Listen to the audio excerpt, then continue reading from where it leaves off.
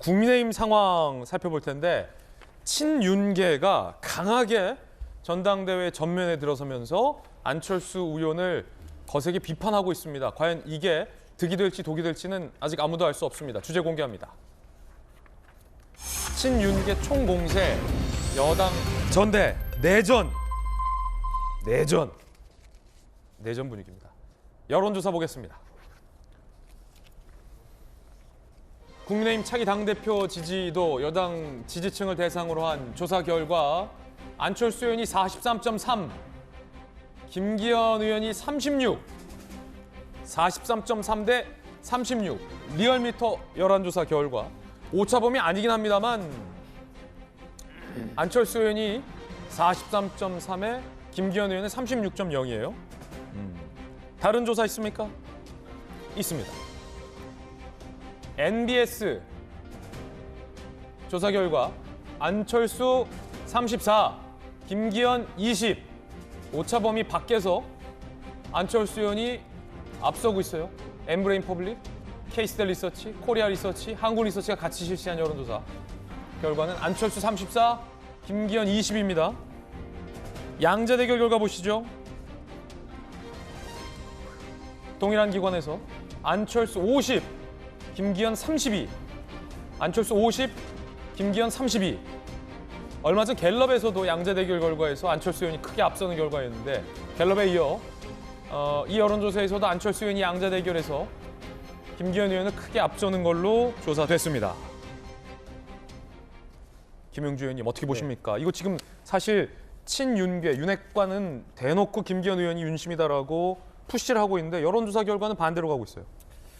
글쎄요, 지금 이제 갈수록 장제원 의원이나 또 윤핵관이라고 하는 분들의 그친 목소리가 오히려 플러스 요인이 되지 못하고 마이너스 요인이 된다는 걸 알 수 있고, 다만 저 여론조사의 부분은 정확하게 만약에 그 투표를 하는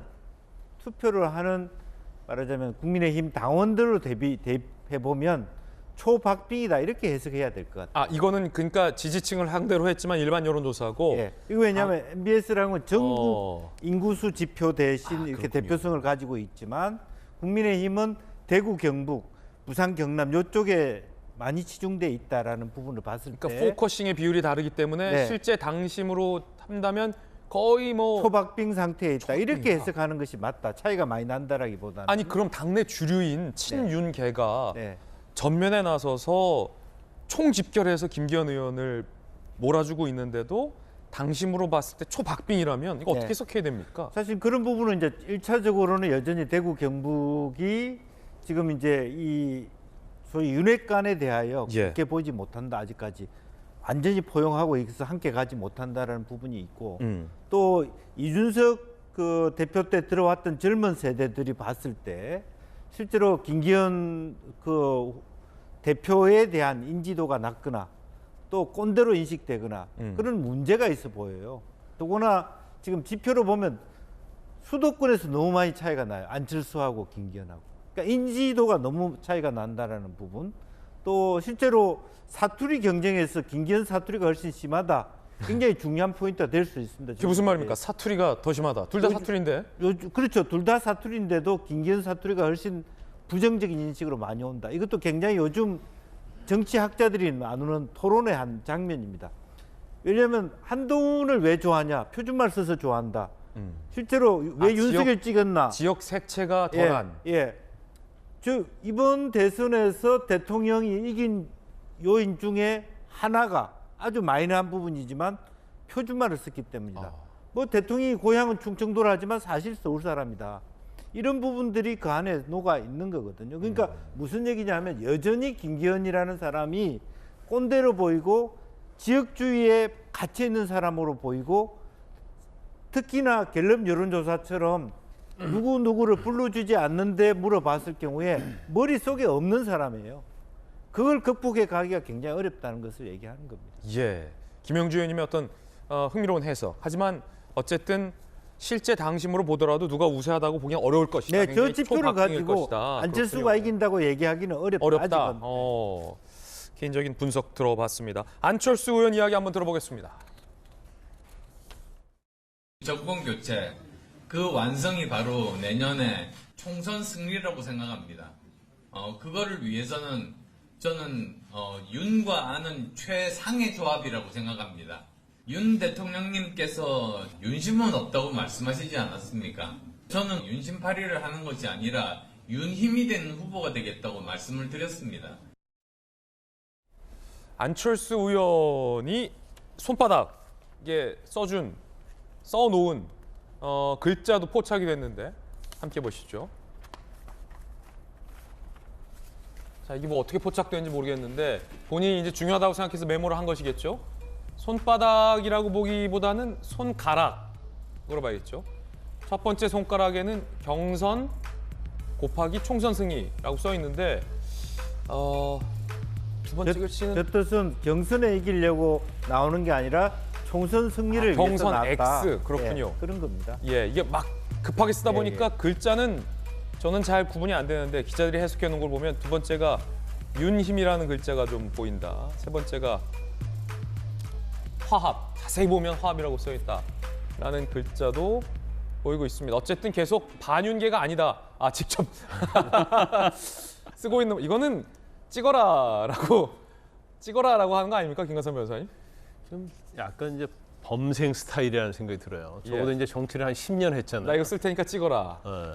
이제 정치를 한 10년 했기 때문에 사실은 이제 저 정도는 술술술 나와야죠. 예. 그리고 사실 이제 뭐 우리가 보통 메모를 할 수는 있죠. 먼저 키워드를 해서. 그런데 또 저게 또 한편을 보면 굉장히 이런 달고 다른 정치인과 비교해서 좀 순수한 면이 있다. 순수해 보이기도 한. 이제 그런 생각이 들어요. 이거를 이렇게 대놓고 기자들 앞에서 작성하고 연설 전에 하면 이거 찍어라 하는 거 아닙니까? 그렇죠. 예. 그런데 지금 원래 이제 이번에 이제 당대표 선거가 나경원, 유승민 이런 거물급이 빠졌기 때문에 컨벤션 효과가 없을 거라고 생각을 했는데 오히려 이게 상당히 재미있어지는 것 같습니다. 특히 나경원 전 의원하고 유승민 전 의원이 참여를 안 하면서 사실 그 표들이 이제 안철수 의원 쪽으로 가는 경향이 상당히 짙어지면서 이제 서로 박빙을 가고 있는 거예요.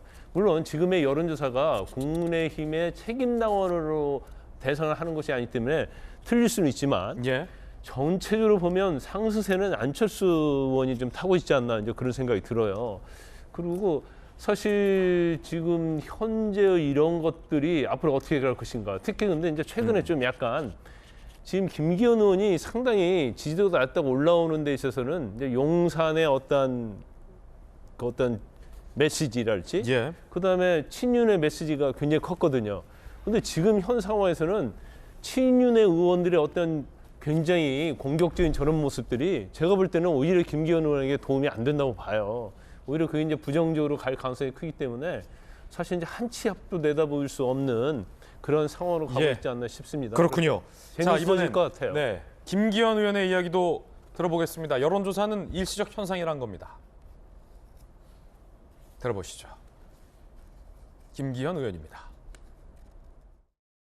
대통령과 안철수 후보 사이에는 한 번도 독대에서 식사한 적도 없고 대통령하고 소통이 안 되는 사람 때문에 우리가 얼마나 고통을 겪었는데 대통령하고 소통이 안 되는 사람이 만약 당 대표가 된다면 대통령 따로 당 따로 놀게 될 텐데 그게 말이 되겠습니까?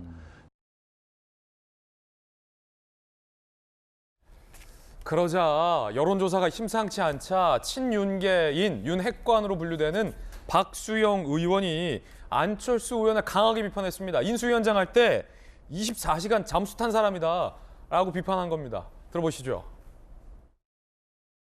안철수 후보가 그 위중한 2달밖에 안 되는 인수위 시절에 24시간 잠적을 한 적이 있었습니다. 뭔가 불만이 있어가지고 대통령께서는 굉장히 그 분개를 하셨고요. 그러면 전당대회 전에 안철수 의원하고 관저 초청해서 밥 먹을 일은 없을 거라고 예상하죠. 제로죠. 안 전 대표가 대통령 주변 인사들을 많이 공격을 했습니다.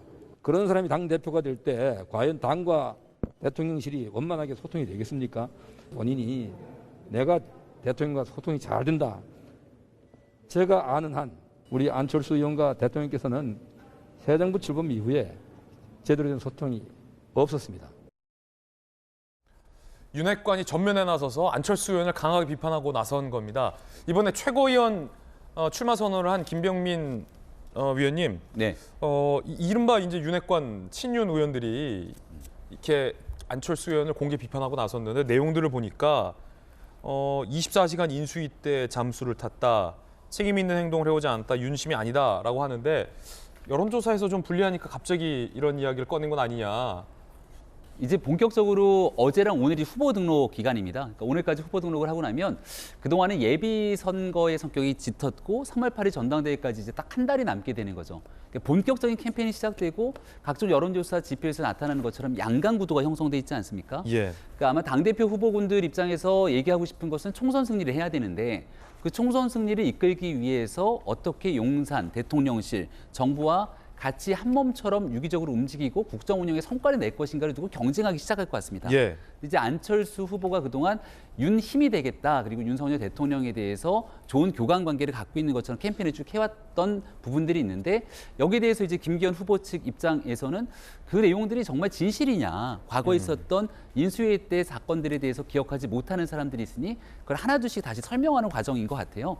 근데 이제 옆에 있는 주변의 사람들의 캠페인들은 같이 맞부딪히면서 경쟁을 할 수는 있는데 당내 전당대회니까 넘지 말아야 될 선, 예. 이 부분을 좀 지키면서 캠페인할 필요가 있다는 게 한 가지 제 생각이고요. 좀 지나치면 우려된다. 그리고 두 번째는 옆에 있는 사람들은 또 얼마든지 이렇게 진행이 되는데 후보 당사자 간에는 어느 정도 좀 긍정적인 모습을 보여주는 게 유권자들한테 큰 도움이 될 겁니다. 예. 그러니까 우리 국민의 힘이 사실 과거와 다르게 이제 많은 사람들이 함께 모여서 또 새로운 미래를 설계하고 더 많은 화합으로 국민께 나아가려고 하는 정당의 모습을 지니고 있는데요. 김기현 후보 입장에서는 당내에서 사실 굉장히 많은 수의 국회의원 또 많은 당협위원장들이 오랫동안 당의 활동들을 해왔기 때문에 조직력으로는 굉장히 크게 앞서 있거든요. 그러니까 넉넉하게 내가 당대표가 돼서 어떻게 이 당의 총선 승리를 이끌 건지에 대한 포지티브한 측면들을 보여주게 되면 충분하게 더 좋은 모습들에 대한 조사들이 나올 거라 생각하고 지금 나오게 되는 여론조사 지표가 안 대표의 상승이라고 분석하는 분들도 있지만 제가 봐서는 최근에 있었던 여러 가지 설화에 따라서 빠진 게 분명히 있거든요. 남진 씨와 뭐 김연경 선수와의 사진 논란이라든지 선거를 하다 보면 항상 악재는 터지게 돼 있습니다. 그 악재를 어떻게 수습하는지 되게 중요한데 저도 대통령 선거부터 여러 선거를 치러보면서 매일같이 악재가 터지고 그걸 수습하는 과정들을 늘 고민해 봤는데 수습하는 내용들은 빠르게 결단을 내리고 더 포지티브한 측면으로 유권자에게 다가섰을 때 더 많은 신뢰를 얻을 수 있지 않겠는가라는 개인적 생각도 말씀드립니다. 예, 경쟁이 치열한 건 좋지만 너무 지나치면 안 된다라는 비판의 발언이었는데요.